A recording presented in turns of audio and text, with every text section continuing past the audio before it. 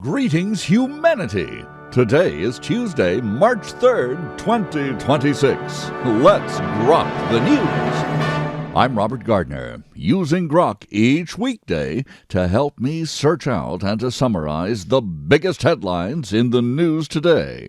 You also get the amazing benefits of my opinions. We briefly review a roundup of the most critical reports in the world, but first, and mostly, in this special report, another deep dive into the world's top story right after this. M.S. Gardner, my wife, is author of last year's Moon Meridian Prize winner from April Gloaming Publishing, Wolf's Bane, a dark, serious, modern take on an old fairy tale. You've never heard Little Red Riding Hood told like this. It's a page-turning southern gothic story for adults that you can't put down, and I promise it won't put you down for quite a while either. Wolf's Bane, available now at thecuriousauthor.com. That's all one word, thecuriousauthor.com. And now let's grok the most important news in the world today, starting with our special report, Dateline, Washington, D.C., and Tehran. The United States and Israel are now deep into the fourth day of a major military campaign against Iran, dubbed Operation Epic Fury by U.S. Central Command, and Operation Roaring Lion by Israel. Intense airstrikes continued overnight, targeting key sites in Tehran, including military command centers and missile facilities, while fresh Israeli operations hit Beirut in parallel actions against the Hezbollah infrastructure. Iranian retaliation has widened dramatically across the Gulf region. Iranian drones struck the U.S. Embassy compound in Riyadh, Saudi Arabia, sparking a limited fire that was quickly contained, according to Saudi officials. Additional Iranian missile and drone attacks targeted U.S. bases in a deadly strike in Kuwait, along with sites in Bahrain, Oman, and reportedly Cyprus. CENTCOM reported the near-total destruction of Iran's Gulf of Oman naval fleet, leaving 0 ships operational after strikes on over 1,250 targets. Casualties continue to mount. U.S. officials announce at least 6 American deaths in the campaign so far, with warnings from the Pentagon and President Trump that more losses are likely. On the Iranian side, reports indicate dozens of senior leaders killed in the initial waves, hundreds of overall casualties, including some regrettable civilian losses and significant damage to nuclear-related sites such as Natanz. The International Atomic Energy Agency has not ruled out possible radiological releases.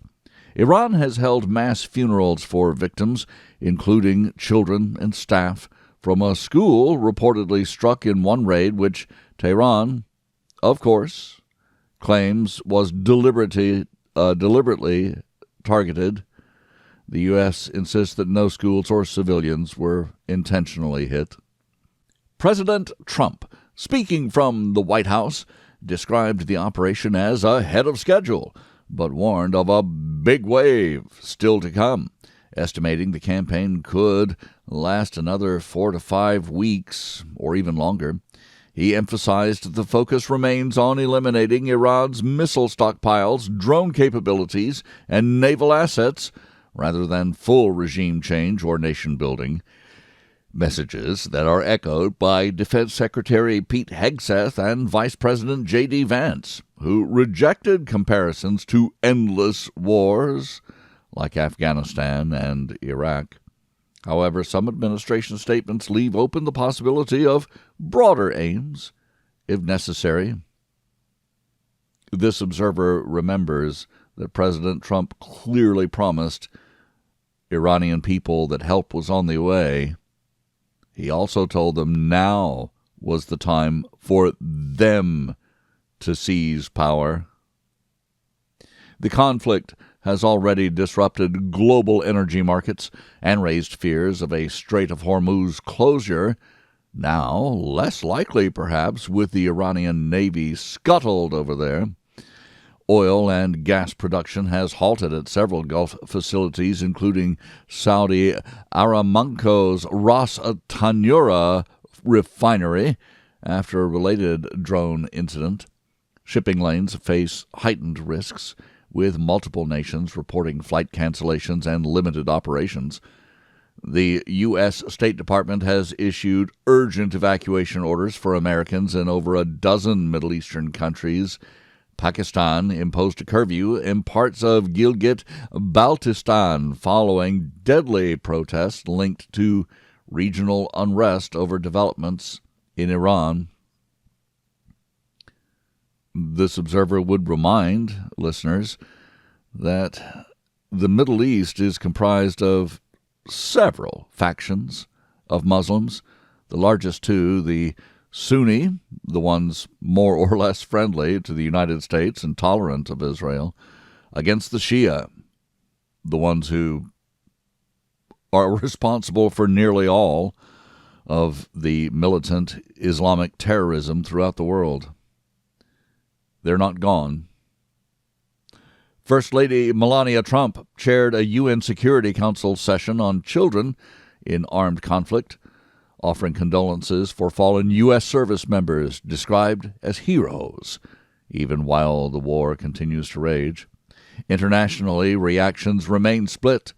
Compromised European leaders express concern over escalation, while some Muslim or Chinese-aligned African and Asian nations urge restraint. The operation marks a dramatic shift in U.S.-Iran posture following decades of tension, with both Washington and Jerusalem describing Iran's leadership as at its weakest point ever. And now we grok the headlines from around the globe. Dateline Washington, D.C. President Trump awarded 3 Medals of Honor to U.S. service members at a White House ceremony, honoring acts of valor amid the ongoing military operation against Iran. Dateline Caracas. Nobel Peace Prize winner and Venezuelan opposition leader Maria Corina Machado has announced she will return to Venezuela in the coming weeks, signaling a bold re-entry into that country's political crisis, a re-entry made possible by good old Uncle Sam. Dateline Washington, D.C. Former Secretary of State Hillary Clinton reportedly lost her composure and repeatedly rebuked Representative Nancy Mace during a House deposition tied to Jeffrey Epstein connections. Newly released video shows both Clintons addressing related questions and photographs. Dateline Paris. President Emmanuel Macron has announced that France will expand its nuclear arsenal and extend its deterrence umbrella to European allies. Now, this is a significant shift in defense posture amid rising global tensions.